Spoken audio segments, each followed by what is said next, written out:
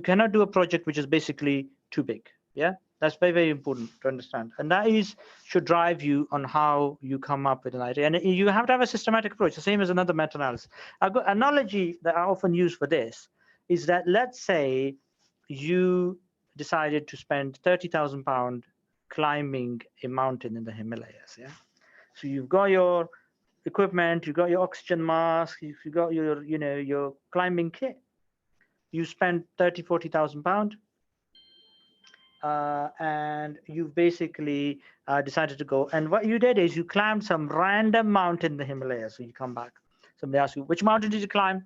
You say, well, I climbed Mount Imran Khan or something. You said, like, that's a small mountain. Nobody's ever heard of that. Why did you not climb K2?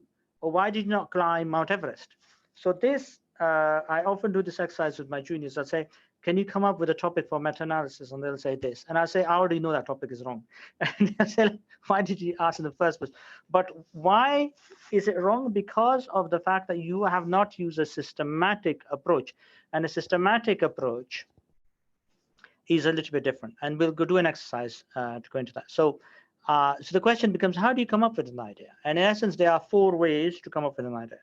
One is that you can, which is the recommended approach, is you can go to a top journal in your field and you can do a search for recent good papers, preferably randomized controlled trials, but not necessarily, but generally. And then you find whether or not a previous meta-analysis has been done within 2 years or 2 years ago, or the search at least is dated 2 years ago, and then any new papers have come out. And that tells you that is a hot topic. And that is important because the example of the fashion industry is like the fashion industry. In medicine, things are falling in and out of fashion, which is why expert advice sometimes is not that useful, because all experts are super specialists in an area. So when you say somebody's an expert, let's say in my department, somebody might specialize in carcinoid, or somebody might specialize in pulmonary hypertension, for example. But that is a super specialist area, and that guy thinks that area is very important. So in medicine, we are given brownie points for being super specialized, but in the research, that's not the case. Research, you have to be flexible. The latest fashion is come in, this topic is hot. Let's say my area, non-compaction, might be hot, and that is where a new meta-analysis is required. So you need to have a systematic approach. But before starting, why do you need to do this exercise? Do you have the time to do a meta-analysis? Do you have the ability to do a meta-analysis? We'll go through that in a minute. Okay, so have we got a computer? Have you guys all you got your computers? So let's say you choose a journal. You don't have to choose this journal, but I'm going to do this exercise on this journal. So let's say you go to JACC, which is a Journal of American College of Cardiology. This is probably the biggest or one of the biggest journals in cardiology. Yeah, and this is where I'm going to do my search. And if you guys can go to this website, yeah, JACC, and then we're going to start there. Or if anybody needs difficulty, let me know, yeah, in the chat. So you go to JACC. Okay, everybody go onto this JACC website. Yeah. Okay. Are my slides up? Neeraj, are my slides not up again? Yeah, you're still good. Okay, perfect. All right. So you go to this website. Then we will look to do a search through topics published in the last 6 months. Yeah. So how do we do that? So we go to the search. As you can see, is at the top there is a search box. Yeah, all journals, search terms, enter search terms. So it allows you to search in all journals. Most groups of journals will have this, but every journal will have a search function nowadays. So you go to the search box, and then what you do is you click on this magnifying glass. Yeah, you click on the magnifying glass, and then that will bring up a bit more for to do. And then what you do is that I will go through dates, and I will say last 6 months. Are guys following this exercise? And anybody have any issues so far? Guys, raise your hand if you have any problems so far. Are you guys following me? Guys, anybody have any issues? Are you all following me? No hands up so far, so all good. Good. So 6 months. Oh, so then what it does is it gives you article types, and this is useful. I don't know if every journal will give you this, but I like Jack because it actually allows you to look at everything. Now it's searching through all Jack journals. Jack has about 7 or 8 journals, sub-journals within cardiology. So this is a very nice way to search. Jack has made it very, very easy to search. Some of the other journals is not as easy to search. And then I click on original research because that's what I'm interested in. I'm not interested in editorials. I'm not interested in conference abstracts. I'm not interested in review articles. I'm not interested in letters. I am interested in original research, which is 96 papers. And that then brings up, interestingly enough, this topic collection. Guys, everybody following me? Any issues? Oh, Raj, let me just ask Raj. Hi. Yeah, Raj, you want to say something? Sorry. Yeah. Sorry. It was just is there an in-between stage between selecting the last 6 months and the next step? Because it won't let me search for just to see everything unless I type something in. Is it? Oh, no, it should. Oh, so all day. So you could click on the magnifying glass. Yep. Then you do the last 6 months. Yeah. It's just the search bar is still grayed out unless I type something in the box. Is it? Because I did this and this came up. So you're probably doing something Does slightly anyone different. else have the same issue? So you basically I have the same issue too. No, you have to click on the magnifying glass. Oh yeah, we're doing it. My slide looks exact same as yours. So I think you have to put the Journal of the American College of Cardiology in the publication. Well, you could, that works. Okay. Oh, okay. I see. Yeah, I've got it now. Thank you. Okay, so 6 months. Okay, I want you to all try this exercise. Now, the exercise is going to be that you find a paper in the last 6 months. Yeah, and this is your exercise. That you find a paper in the last 6 months. So you can click on any of these: heart failure, ischemic heart disease, health promotion, whatever. Yeah. And what I want you to do is preferably look at a randomized controlled trial. Yeah, but I'll give you an example. Yeah, you can click on the topic collection and then find a paper. I've chosen something which is not a randomized controlled trial. Yeah, this is an example. This is long-term changes in cardiac structure and function following bariatric surgery.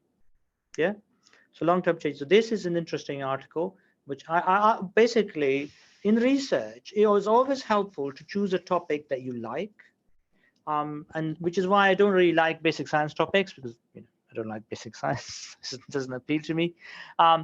But so this one, I thought, oh, it's interesting. Oh, does cardiac structure and function change following bariatric surgery? That sounds like an interesting topic.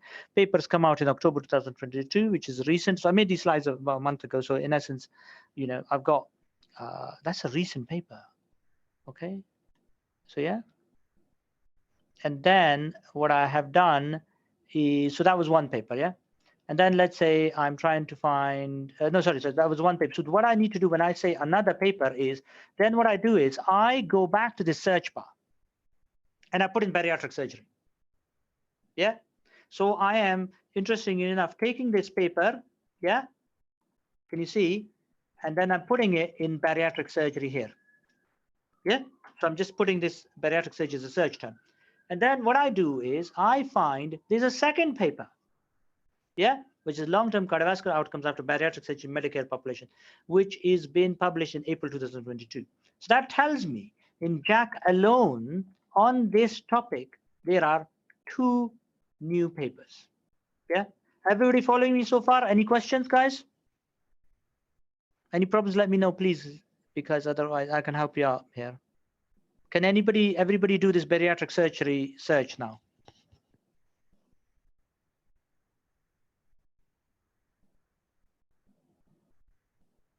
Guys, let me ask let me pick somebody at random. Sarah, did you manage to do the exercise? You there? No. Let me pick somebody else. Hello? No. Okay, let me pick. Patricia, did you manage to do the exercise? Yeah. Okay, fine. So did you find the second paper? So I was doing a different topic, but I'm gonna look for bariatric surgery now. That's fine, don't worry. That's fine. I mean, the idea is that eventually you guys do a separate topic. But if you look, this was the first paper, yeah? And if you put in bariatric surgery into the box, you will find the second paper. Second paper in JACC. Two papers. This tells you that if two papers are being published in this topic within JACC within a single year, this is absolutely a hot topic. Yeah? Absolutely a hot topic. Yeah. Let me ask somebody else as well. Raj. Hi. Yeah, I managed to get through it all right. It was just a quick question about the hot topic situation. Yeah. So if it's just two papers, that's considered a hot topic in JACC, but that I imagine would vary between journals. No, let me just show you the rest of the exercise, then you'll realize. Okay. But this, because the thing is, what you need to understand is that when you are relying on the expert, so did that would be like in the fashion industry, somebody goes to the London fashion show, yeah, or the Paris fashion show, or he goes to the big, let's say a big fashion event, yeah, he knows what he's talking about, yeah. But if somebody hasn't gone and he's telling, well, I think this type of skirt or this type of shirt is like popular, this type of suit is going to be popular, that's a bit, less useful. What I'm trying to say is that this is a more accurate way, a systematic way of finding a paper. You go to a big journal in your field and you do a search in the journal. Yeah, you do a search within the journal and find recent last 6 months original articles. And then what I did is I did a shortcut, which is basically I look for in this big journal another similar article. But you could, this is the other way to do it. You go to PubMed. Yeah, PubMed. So you go to PubMed and you ask, and let me ask somebody else. Krishna, were you able to do the exercise? Krishna? I've unmuted you. Were you able to do the exercise? Or Christelle, did you manage to do the exercise? No? Okay, don't worry. Anybody have any difficulty doing the exercise so far?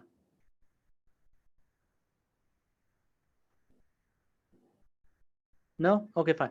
All right, we'll move on. Sorry. So basically, then I do run this search in PubMed, cardiovascular outcomes of bariatric surgery. Yeah.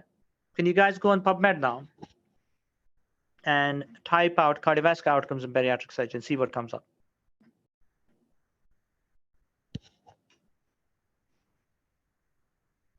Raj, any issues doing that?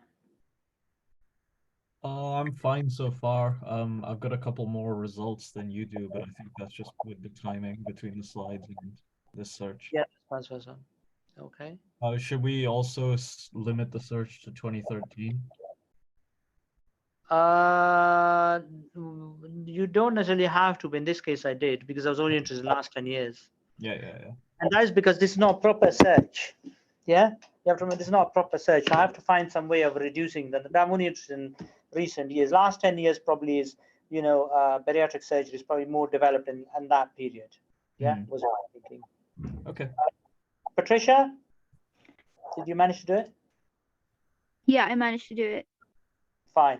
So this is interesting. So what I've done is outcomes bariatric surgery, and then there is a bar where you can click on meta-analysis. Yeah. So what I did is I decided to cheat. Yeah, decided to cheat because I can go through these 528 or 530 studies. So it's 828 studies, but I'm lazy. I don't want to because I want to save time. So what I do is I click on the meta-analysis box. Yeah. I want to climb the right mountain, and I've got a lot of papers to check in these journals. Yeah, because these journals will still have a lot of papers. And I click on the meta-analysis. Oh my God, there's a meta-analysis published in August 2022. Now, the problem with that is that does seem quite recent, but we shouldn't just go on the date of publication.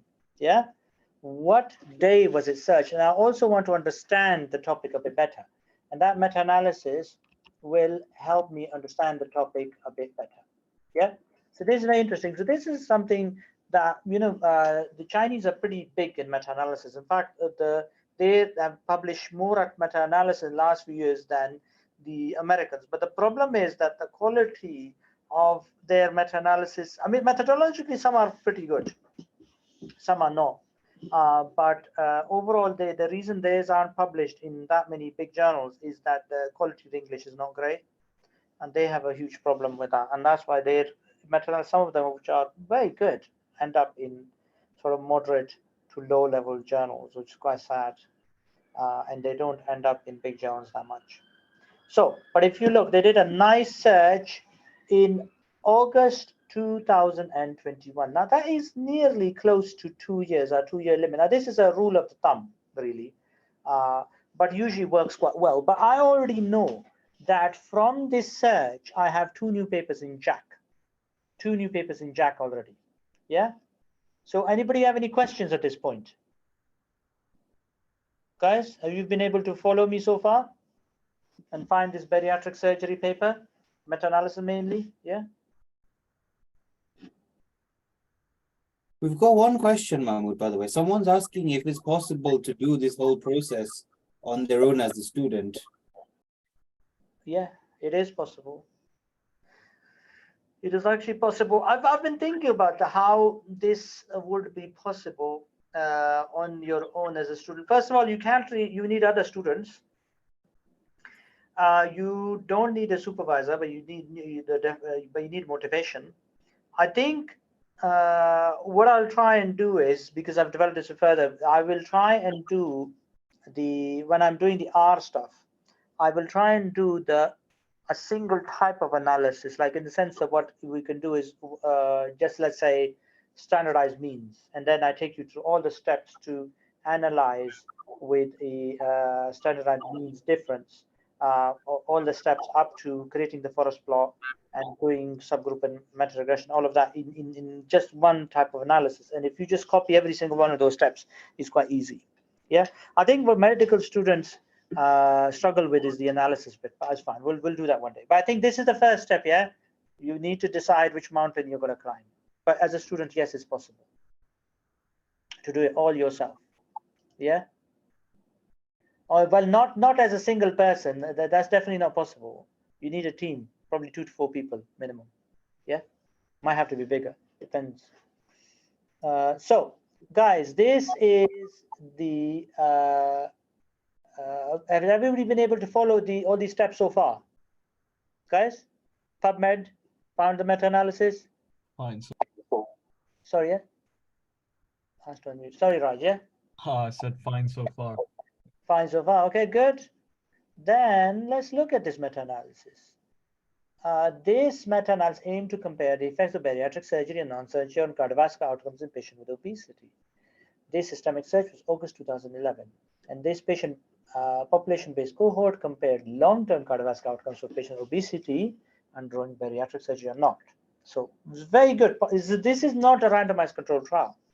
This is very much away from that. But the reason I wanted to show you this is that although randomized controlled trials are easy to do, people are really expanding in meta-analysis onto non-randomized controlled trials.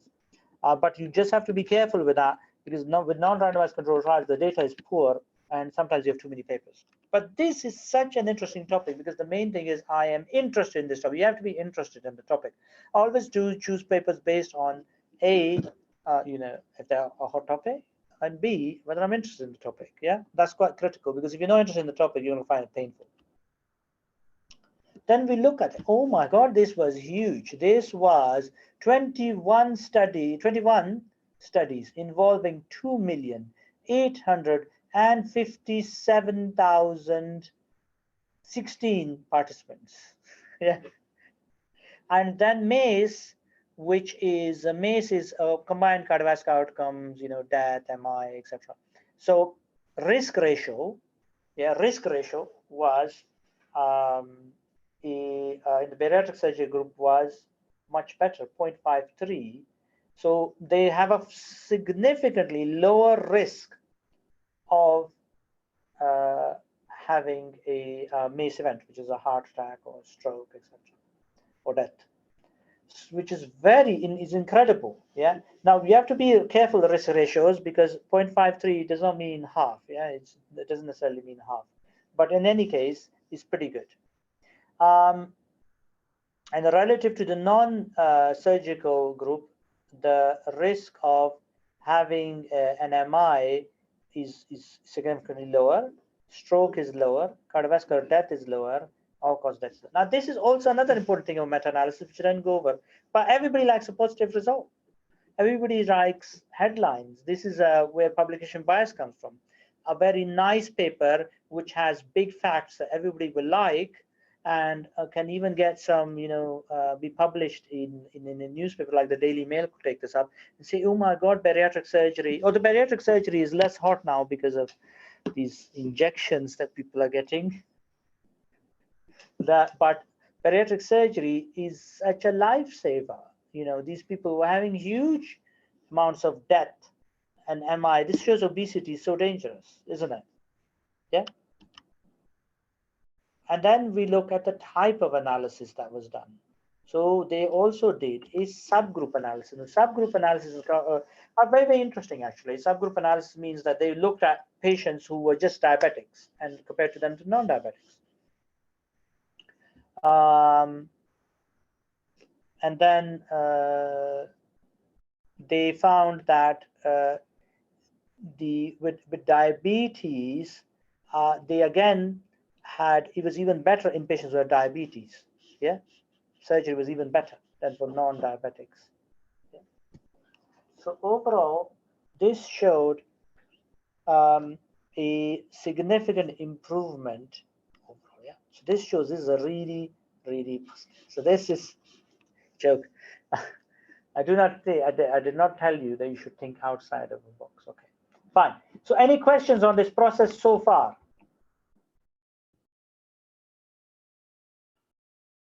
Guys, any questions?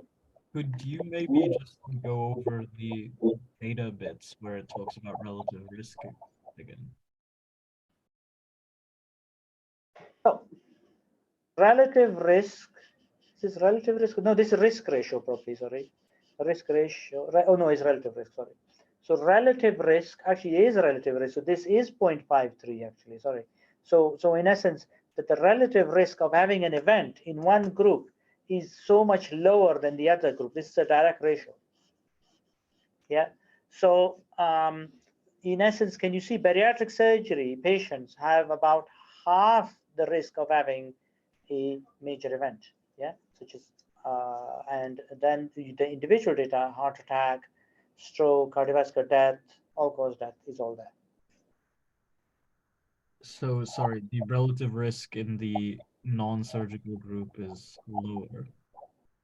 No, the risk is lower in the surgical group. If you have bariatric surgery, your risk of having a heart attack, stroke, or death is far less. Okay. Yeah. Yeah. And you can see there's some nice p-values here, which are pooled p-values. You pool all of them. There's, there's the confidence interval is a little bit wider though, but that's fine. So yeah, but so I'm just showing you. And then they did a subgroup, which was on diabetes. Subgroup analysis is often quite useful because you look at subgroups and it shows you some interesting data sets. Yeah. Okay. So understood so far, guys? Any questions? No. Yeah.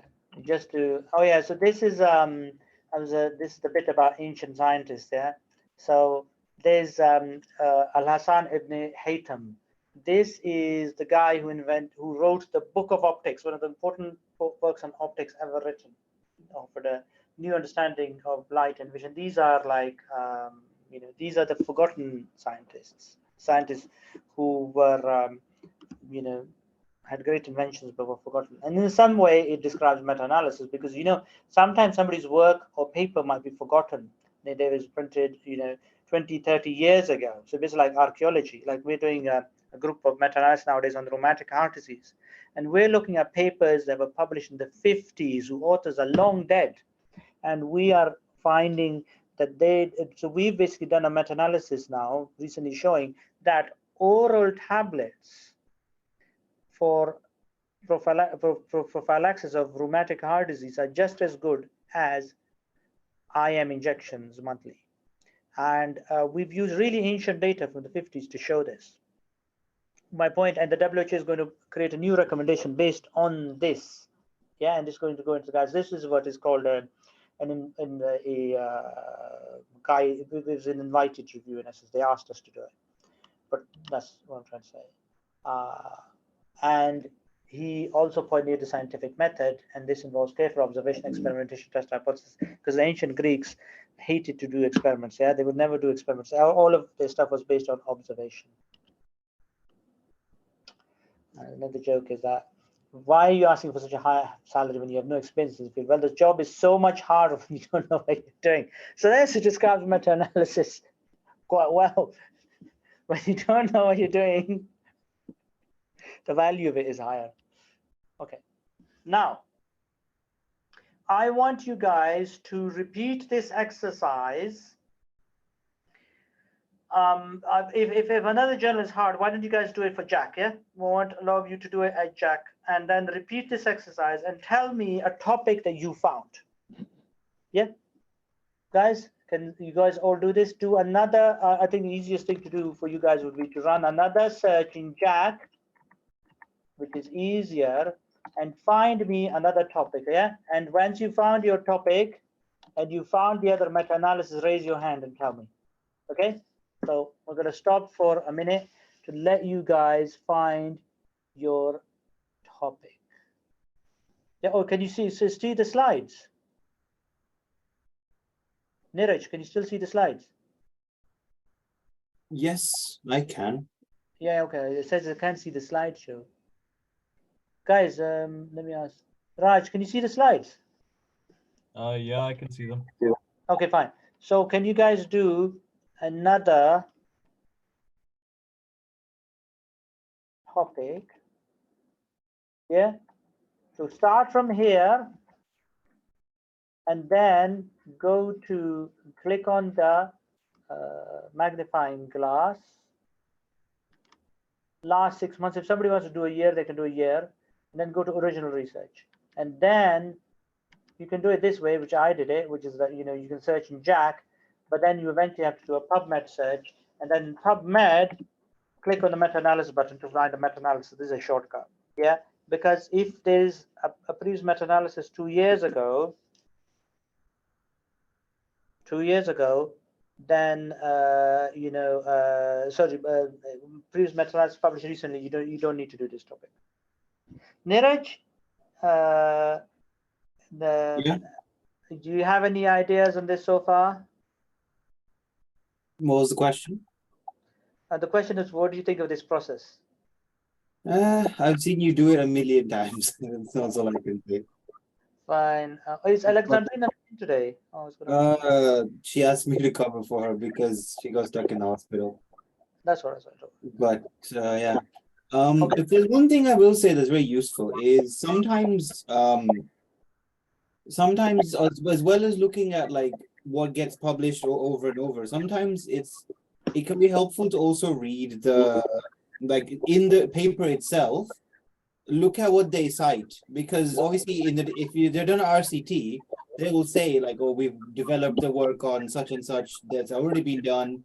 And so that gives you an idea of the previous literature that's already been published, because you can go and read that from like 2 years ago or wherever, and you can know that there are so many other studies or so many other results that may be in agreement or in conflict or whatever. And it gives you an idea of the literature, what it looks like. Yeah, it's backward and forward searching. Yeah, it's got back. So you can basically search through references of like review papers. But I think there is I will go through. There is another way to do the search as well, But let's see, guys, you guys have had so much time. Let me just see. Let me torture some of them. Raj, have you found a new paper? I'm beginning to suspect I'm becoming your favorite.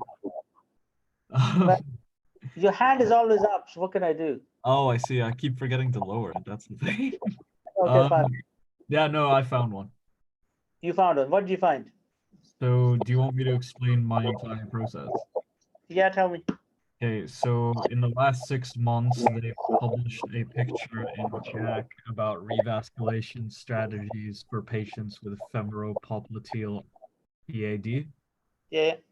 So I then looked for more papers around that, and I found one about the comparison of drug-coated balloons versus bare metal stents in femoropopliteal arterial disease. I took that to PubMed and went between 2020 and 2023, where I found a meta-analysis comparing the 2023. yeah, it's in 20, well, this is published in 2022. Oh, okay. 2022, the meta-analysis. But when was the search in the meta-analysis? Sorry? When was the search done? The search. Oh, 2020. Fine, perfect. So that's fine. So that's a nice topic, isn't it? In some ways, yes. Yeah. Did it? Okay, fine. So, and how many new papers have been published since 2020? That is a good question, and I will need to come back to you on So that. the thing is, you need for a meta-analysis to be repeated. You You can do it one, but prefer it if it's a very small topic with only a few papers published. That's fine. But usually, you need 2 new papers to make it work. Neeraj, would you agree? Yeah, I think it's also you have to look at the sample size as well, because if you only have like an extra 100 papers, I mean 100 patients, then there's likely the results just going to be the same thing, you know, like it won't change very much. So you need to be mindful. Yeah. Yeah, so it has to be an impactful. Yeah, basically one of the 2 new papers has to be impactful in the sense that the population needs to be good. Like, I mean, like in some fields, I'll give you an example. We're doing a review on smart watches detection AF. So what I've done is we found one big smartwatch paper, which is iPhone, Apple Watch, and then one on Fitbit. And then we find Chinese paper which had looked at all sorts of different devices. But the thing was that Fitbit had 1 million patients, the Apple Watch had 1 million patients, and the Chinese paper had like 600,000 patients. So we thought, great. And when we eliminated every single paper which had less than 500 patients, we got rid of all of them. We said any paper with less than 500 pages. Well, if you're comparing 2 papers with 1 million patients, then why do you need to have patients with less than 500? So we got rid of all of them because that's just like useless data. So sometimes you can get rid of them. But that's a good point that Neeraj makes, that you can't have a paper with 1 million patients and another paper with like 100 patients. There's not comparable. But that's a fairly obvious point, to be honest. So anyway, yeah. So search. So let me just pick on somebody else. Patricia. Yeah. So I did thromboprophylaxis specifically with Fontan circulation. Yeah. So the search was done in 2022, and I took it to PubMed, and I could only find 2 meta-analyses. Yeah. Since the year of 2015 to 2023. Okay, so there were not a lot of new meta-analysis. Yeah, the recent one was 2023, and the other one was published in 2015. No, the meta-analysis was 2023. So when was the search in the meta-analysis? Well, in that paper, it was 2022. The search of the meta-analysis. Yeah, the search. Yeah, so that becomes difficult to do unless you have 2 new papers in that area. So are there 2 new papers in that area or not? No. Okay, fine. Just so that one. Yeah. So that's fine. So that topic becomes less likely. So that brings us to the fact that you have to do this process a few times. Yeah, 4 topic searches before fitting a topic. Now you have your idea. Now this is another famous scientist, Ali ibn Isa al-Kahlal. He was an ophthalmologist. He wrote Memoranda of the Occultists, and he illustrated the anatomy of the eye itself. He's a talented scholar who brought ophthalmology into its present form and predates that of many European scientists by hundreds of years. Now, I've developed a score for this. Oh my God. So score this. How many new papers are there? So I'm going to ask one of you guys, somebody else who's done the exercise, who I'm going to pick on. Can somebody raise their hand? Come on, guys. For your always sacrificing Patricia and who's the Patricia and Raj. Come on, somebody raise their hand. Okay, fine. It'll have to be the usual. It's because everybody will seem scared. Patricia? Yeah. Okay, we're going to go through your questions. So, are there many new papers? You said one. Was the previous meta-analysis large? What this means is that, was it a big meta-analysis? How many papers were included in that meta-analysis? 21. So that's, small size, it's fine. So that's one. So between 10 to 30 is about fine. 40 is really stretching it unless you have a large team. So you need to understand that if you don't do meta-analysis 50, 60, 70, 80, 100 papers, yeah, you're going to kill yourself and you're never going to be able to complete it. How important was the journal the previous meta-analysis was published in? So what journal was it? JACC, JACC, so quite important. The previous meta-analysis, yeah? Yeah, the previous one or the current one? No, the meta-analysis that you were looking at. Oh, yeah. Was that published in JACC? Yeah. So this is interesting. That gives you pause because that was published. So the previous meta-analysis was published in a rubbish journal, tells you the topic is not good, but like nobody's interested in it. But if the previous meta-analysis is published in a good journal, then you're a bit interested. So was the previous meta-analysis flawed? Now this is interesting. So you need to go and look at the meta-analysis. What was wrong with it? Was it because I prefer simple meta-analysis, like a simple question, A versus B. I always simplify the question. So was it flawed? Was there something wrong with the methods? Was there too many outcomes, A versus B versus C? So we had a meta-analysis which was CT, LV thrombus comparison with CT versus TOE versus echo. That's stupid because that's too many. So we reduced the number of outcomes. So simplify the number of outcomes. Yeah? Cochrane always has 7 outcomes. Then comes to more important questions. Do you have a viable team? Do you have an A team? Do you have a B team? Do you have a C team? Anybody? So there was anybody remember the 80s TV show, The A Team? Probably none of you saw it. But in essence, there's a team of ex-cons, yeah, and they go and solve jobs. So the main thing about being ex-cons, they're willing to die for their team. Do you have a viable team? And do you have the training to do it? Now, this is an important aspect of meta-analysis, that you need to not start the meta-analysis until you have either appropriate training or access to appropriate training. You can train as you go along, but you need to know what training you need. Yeah, because there's no point in starting the project if you don't know how to do it. So this is a scoring system. You score yourself. Yeah. So these are all questions that are very important. How many papers? The size, is it too big? Was the previous the journal, the previous meta-analysis? This is actually an important question. People underestimate the importance of this. That is this the previous meta-analysis published in a good journal? And if it was, then that makes it more important. Yeah, and that makes your life, that makes it a more viable topic. Yeah, and if there are flaws in the previous meta-analysis, that's also good. For somebody like Niraj, that would be an interesting meta-analysis to do if there was a problem with the previous. Niraj, would you agree? Yeah, I'm interested. If there was a problem with the previous meta-analysis. Okay. Yeah, I can always do it I can always do it better. Okay, so there's one more. Abu Hanifa al-Dinavari is a Persian polymath, author of the Book of Plants, notable for his contribution to mathematics, astronomy, and botany. Now, this is interesting because I bring up these previous scientists, and a lot of them are polymaths. And this is where you have to be flexible in the research and not basically be stuck to one topic, because as a clinician, you're a subspecialist or a super specialist. And as time goes by, people specialize even more and more into one specific disease or stuff like that. And the clinician, you're rewarded for your skill and your ability. But in research, you're not. And research, if you try and publish the same paper 50 times, people will laugh at you, yeah? And they'll say, wow. So Dinavari created an index that documented all the different types of plants, and it was the most important books of botany, and 6 volumes of 600 pages. Okay. Now becomes a question. Decide if it's worth it to make all this effort. Can you do a search on Ovid Medline? What is Ovid Medline? Ovid Medline is the only way to search in two databases.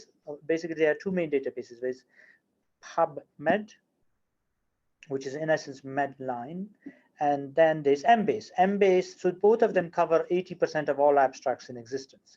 So to do a search, you should do on Ovid Medline, will search both databases for you and remove the duplicates. This is the only real way to do it. You can have it's access to atoms. So it's basically quite a simple search. We'll go through this later. Do you know how to use, so Ovid Medline gives you the abstracts, then you have to upload them to a program called RAN. Do you know how to use RAN? RAN, you just look through the abstracts and you screen them. And you need to know how to use this program. Do you know how to make a pilot data entry sheet, which means that you know all the data? Somebody has to put the data in from the different papers. Do you have any experience managing people? This is actually a significantly underestimated part of meta-analysis. I'm still learning it. I've spent years looking into this, going and read management books and stuff like that, because to make people work in the voluntary sector, which is in essence what you're doing, you're asking people to work for you for free, is actually not easy and requires a lot of thought. And one of the important things is that you have to realize that sometimes we underestimate politicians. They're great at announcing things. And sometimes that is important, that you have to do this is what we described in the reverse meta-analysis thing, is that you actually make sure that the forest plot and stuff is ready before you announce the project and take it to your friends or whatever. You say, okay, look, I've got a forest plot ready. People can see this guy's got something solid. Yeah, it's got a solid base. He is able to climb Mount Everest. Yeah, he is able to lead a team out Mount Everest. He's not going to leave us with frostbite and we'll lose all our fingers. Yeah, we'll lose all our fingers on the way. Maybe only a few fingers. And so you need to be able to manage. And part of that is that you do this, the forest plot and some bits of the project before you announce it or show it to other people. Can you run an analysis in Revman or R? This is something we're going to go over, and I've thought about it. And in essence, what we need to do is do one single analysis from beginning to end, and so to simplify it for you. Because the problem is that when people teach meta-analysis, what they try and do is teach you how to do it, one type of data. Yeah, it's basically to, we're going to create juice. Yeah, let's say or orange juice, or apple juice, or whatever. But in this case, to make the juice for each fruit is very different. So if you have an SMD or risk ratio or odds ratio, all of them, the analysis is a little bit different. But what I need you to understand is the actual analysis is still plain and simple and easy to do.